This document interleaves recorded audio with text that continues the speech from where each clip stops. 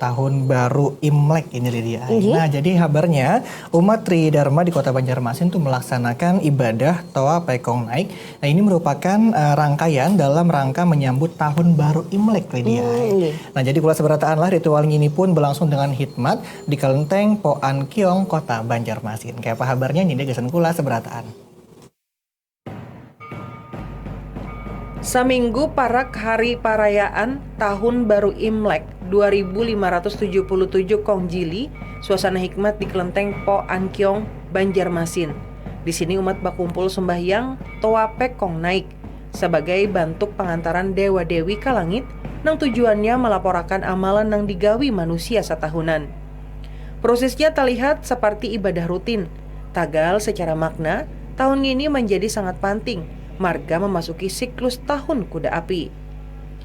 Berdasarkan kepercayaan masyarakat Tionghoa, tahun kuda api berisian energi nang kuat tuan dinamis. Tagal jua berisiko memunculkan masalah. Wan muntasalah jadi pengarasan.